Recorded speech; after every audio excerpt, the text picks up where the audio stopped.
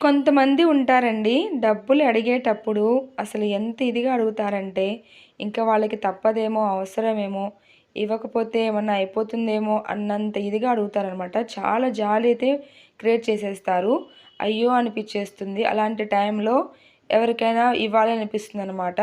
సరే మళ్ళీ ఇచ్చేస్తారు కదా అనే ఒక ఉద్దేశంతో రూపాయి కూడబెట్టుకున్న డబ్బుల్ని అలా ఇస్తారనమాట. అసలు అలా ఇవ్వనే ఇవ్వకూడదనమాట. అవతలి వాళ్ళది కష్టం నిజమైందా? అబద్ధమైందా? కనుక్కొని ఇవ్వడం చాలా మంచిది. నేను చాలా అయితే ఇది ఎక్స్‌పీరియన్స్‌తో చెప్తున్నాను. అడిగినప్పుడు ఇస్తే మనం దేవతల్లా కనిపిస్తాము. తర్వాత డబ్బులు ఇవ్వమని అడిగినప్పుడు రాక్షసులం అయిపోతామనమాట. వాళ్ళకి ఇంకెక్కడ లేని జబ్బులన్నీ వచ్చేస్తాయి. చావులు బతుకులు దాకా ఎళ్ళిపోతుంది మాటలు కూడా.